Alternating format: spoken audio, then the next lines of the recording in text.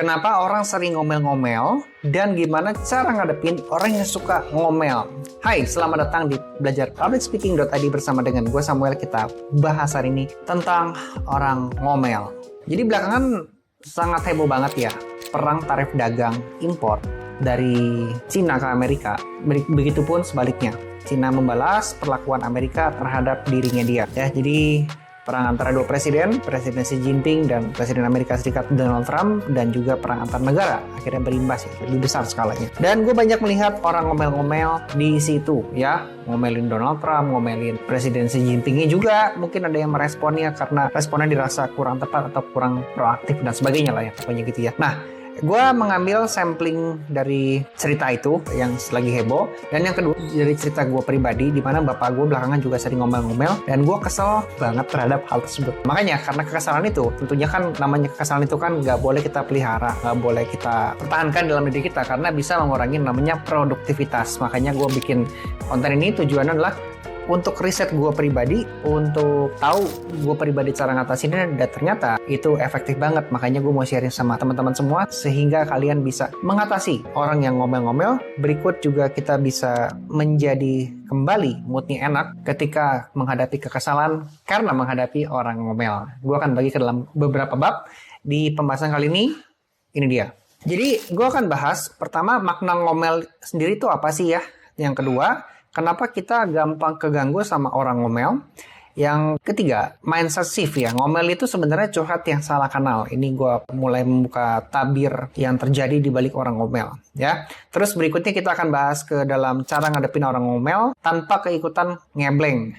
Ngerti ngebleng nggak? Jadi kita ini ya, ke bawah suasana, jadi kita juga jadi hilang kendali sama diri kita, itu namanya ngebleng. Ya, jadi kita di bab ini kita akan bagi ke dalam beberapa subbab. Pertama adalah shield mode on ya. Yang kedua adalah dengarkan tanpa validasi emosi negatifnya. Yang ketiga, sebisa mungkin jangan masuk ke arena ngomel ya. Yang keempat, batasin tegas dengan tanpa drama. Jangan ambil semuanya ke dalam hati. Oke? Dan terakhir kita akan masuk ke dalam bab penutup. Oke, bab yang pertama ya. Jadi makna ngomel sendiri itu apa sih? Ya, jadi kalau berdasarkan riset yang gue dapet ya, ngomel itu adalah marah-marah biasa aja sebenarnya. Jadi marah-marah tanpa tujuan, marah-marah ngeluh-ngeluh, gak ada purpose. Sometimes gak ada maksud apa-apa sih untuk menyakiti perasaan lawan kita. Tapi marah-marahnya karena ngasal ya. Sometimes ke lawan bicara yang mana purpose-nya sebenarnya gak mau menyakiti, cuman jadinya menyakiti lawan bicaranya. Gitu ya, namanya kita tembak pistol shotgun kan jeger, bisa aja kena, bisa aja nggak kena kan. Kebanyakan sih kena ya. Ya. So, kalau ngomel itu sebenarnya adalah bentuk low level aggression ya, yang dipicu oleh rasa frustasi, kekecewaan, dan atau ketidakmampuan dalam mengontrol situasi. Jadi salah satu cara untuk kita bisa jago public speaking itu bukan cuma sekedar jago ngomong, tapi kita bisa jago handle situasi. Ada kalanya kita dalam public speaking itu ya, kita mau perform, kita mau berkomunikasi sama orang, memang kita harus bisa jago mendengar juga. Karena dengan kita bisa jago mendengar, kita akan dapetin data dan kita bisa ngasih suggest atau pembicaraan ataupun tips ataupun materi sesuai dengan kebutuhan dia.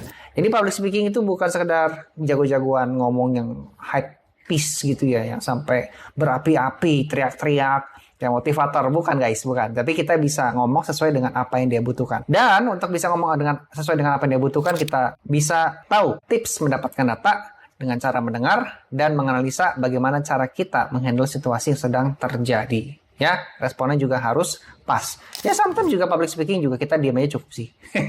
Ya, kok bisa? Iya, karena kan konteksnya lagi ini ya, tahu situasinya ya, gitu. Jadi kita tahu cara ngadepinnya. Nah, salah satu hal yang sering terjadi dalam public speaking, dalam ilmu komunikasi adalah ngomel-ngomel ini nih. Makanya gue mau bahas ya. Jadi buat teman-teman mungkin tadi terlintas, ini apaan sih kok ngadepin orang ngomel? Kenapa? Belajar public speaking tapi kok ngadepin orang ngomel? Ini gue jadi ngomel-ngomel sendiri. Kita lanjut materinya.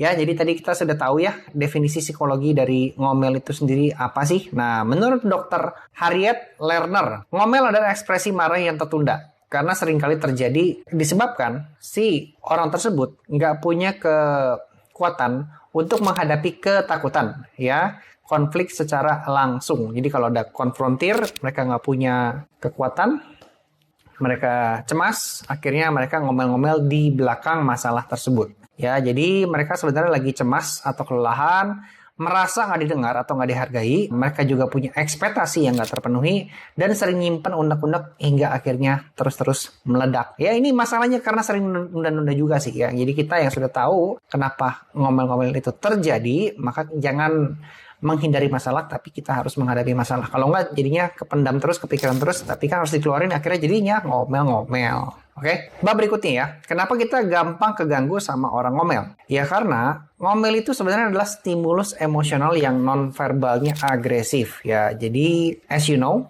kita sebagai manusia itu punya 3 respon ketika menghadapi masalah. Yang pertama bisa freeze, flight, and fight. Ya, freeze itu kamu nggak tahu harus ngapain. Yang berikutnya kamu menghindar atau kamu melawan. Terus, kalau kita menghadapi orang yang ngomel itu kan ada trigger ya, dari suara yang tinggi, mungkin gestur, tatapan yang tajam, gerakan tangan yang ekspresif ya, atau mungkin bodinya yang lebih maju. Itu ada kecenderungan kita tuh jadi pengen menghindar atau pengen melawan ya, karena ke-trigger sama hal tersebut. Anggap aja kita tuh pengennya ngelawan, termasuk gua nih. Kalau ketemu orang ngomel pengennya ngelawan ya.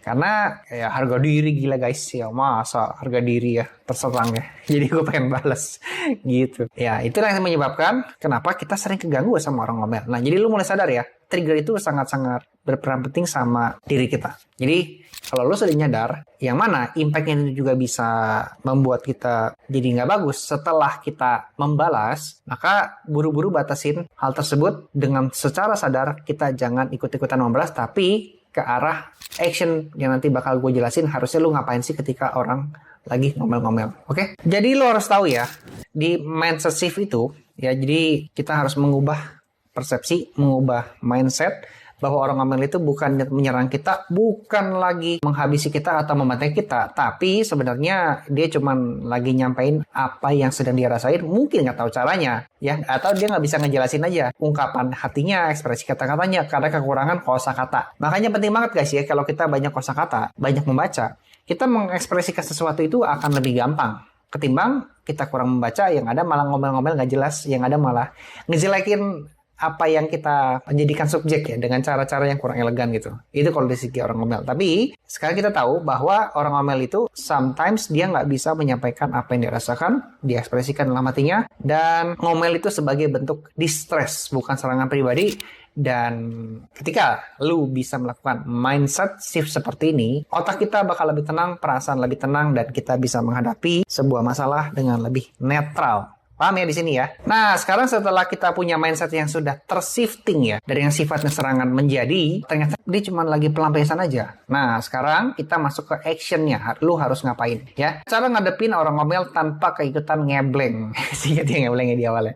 Yang pertama adalah shield mode on. Ingat ya, shield mode on. Lu jangan jadi reaktif ya. Reaktif merespon dia punya omelan, ya, yang ada nanti masalah makin runyam. Jadi lu harus lebih nyantai, nge-chill ya. Terus mungkin lu memasang pose-pose yang biasa aja, ekspresi biasa aja, suara biasa aja. Oke. Kemudian lu boleh men-trigger diri lu kalau lu ngerokok ya. Kalau ngerokok nih, boleh nih, lu diomelin, kan lu panas dong hatinya dong. Jadi sambil ngerokok aja, itu membantu relaksasi.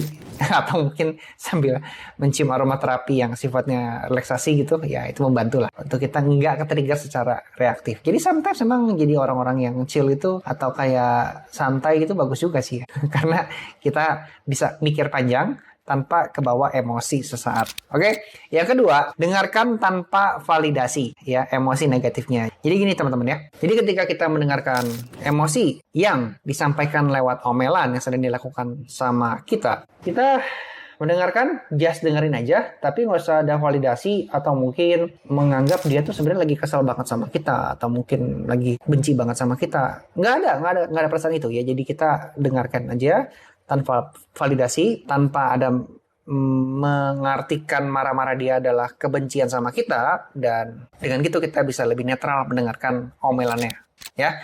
Dan mikir aja solusi apa sih yang bisa gue berikan dari omelan tersebut ya. Poin ketiga adalah jangan masuk ke arena ngomelnya ya. Jadi kalau kamu ikutan reaktif, kamu ngebales, itu ada kecenderungan kan tadi yang gue bilang di pertama, akan jadi impulsif, akan jadi ribut gede.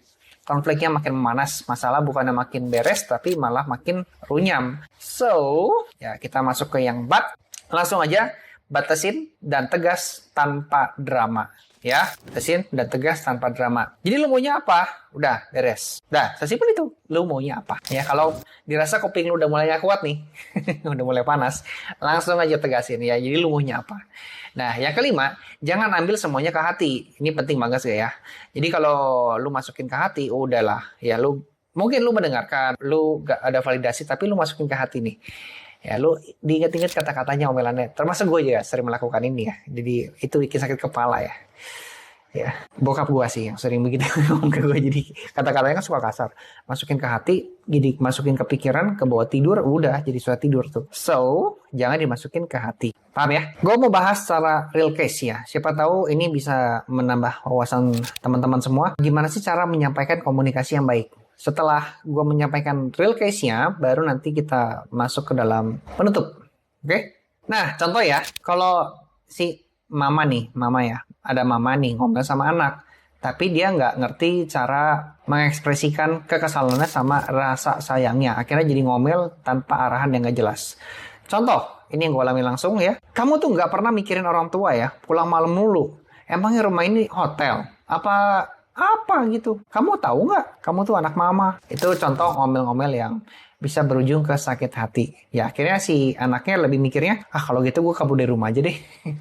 Ngeselin. Tapi sebenarnya orang tuanya cemas ya, khawatir. Cuman cara menyampaikan komunikasinya tuh kurang tepat sih gitu ya. Makanya yang tepat tuh seperti apa? Nah, kamu kalau pulang malam-malam, mama tuh khawatir, mama tuh cemas. Nanti kan kalau kamu kenapa-kenapa, mama tuh kepikiran terus. Mama sayang banget ya sama kamu. Nah, nanti jangan pulang malam lagi ya. Kalaupun pulang malam ya minimal kabarin lah kamu kemana-kemana. Kan kalau kamu kenapa-kenapa, mama kepikiran, mama gak bisa tidur.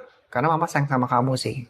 Gitu ya, oke? Terus kalau kita sebagai anak, ngadapinnya gimana ketika diomelin sama orang tua? Ya mungkin anggap aja deh, orang tuanya kagak bisa berkomunikasi. Terus kita sebagai anak yang sudah nonton video ini, cara nanggapinnya gimana? Yang sudah ngerti ya makna dari ngomel itu adalah apa? Cara nanggapin adalah, wah mah aku ngerti banget sih mama khawatir sama aku. Makasih loh, aku udah punya mama yang sayang banget sama aku. Aku juga sayang sama mama. Oke mah, nanti next time aku usahain komunikasi bakal lebih baik ya, mulai dari sekarang. Gitu ya guys ya. Jadi ini ada pola pikir yang mau gue tambahin mengenai orang ngomel. Ingat kenapa orang bisa ngomel ya, selain tadi dia mengekspresikan perasaan dan kurangnya kosakata, ternyata mereka nggak diajarin cara-cara komunikasi yang sehat dari masa kecil. Ingat ya. Yang kedua, mereka pikir ngomel itu sama dengan didengerin. Enggak guys, enggak. Ngomel itu, kalau orang yang nggak dengerin nggak punya basic ilmu ngedengerin, ya dianggapnya dimarahin. Ya, salah itu. Jadi, kalau orang ngomel sama dengan didengerin, ya salah. Tapi mindset mereka tuh, kita kalau lagi ngomel, atau orang tuanya lagi ngomel, itu sama dengan lagi didengerin sama orang. Lagi terima curhat. Padahal enggak ya. Berikutnya, karena saat ngomel mereka merasa punya kendali gitu. Jadi orang tuh sangat happy, sangat merasa secure ketika dirinya ngomel. Ada perasaan-perasaan kayak bisa mengontrol sesuatu gitu. Makanya mereka akan ngomel-ngomel gitu. Oke, jadi harapannya video ini gue buat untuk membuat kita lebih happy dan lebih jago berkomunikasi dengan makin banyak orang. Termasuk gue pribadi ya, dengan gue sharing sama teman-teman, gue juga bikin diri gue lebih sadar bahwa menghadapi orang itu harus lebih cerdas, lebih pintar, dan lebih berhati-hati. Dan kita tahu harus meresponnya seperti apa ketika orang-orang berada di situasi tertentu. Termasuk di video ini adalah menghadapi orang yang ngomel. Ya. So, kalau teman-teman semua suka dengan channel yang membahas tentang komunikasi, ya, bukan hanya terbatas di public speaking waktu ngomong di depan umum, teman-teman boleh subscribe channel ini. Ya, karena gue selain membahas tentang public speaking, gue akan membahas tentang how to presentation, ya, how to talking, how to make a good conversation, how to make a good dealing, how to negotiate, how to selling, sampai dengan how to build a good networking and relationship with the other people. Nah, kalau Anda suka, langsung aja subscribe. Dan terakhir, gue mau menyampaikan kalau Anda butuh materi kurikulum atau mungkin pengen belajar komunikasi dengan lebih terstruktur, lebih mendalam dengan topik-topik tertentu, gue ada e-course-nya di bawah sini. Teman-teman bisa langsung klik, langsung join, dan nikmati materi yang sudah terstruktur plus terkurikulum dengan baik. Oke, sampai jumpa di video berikutnya, and jangan lupa di subscribe.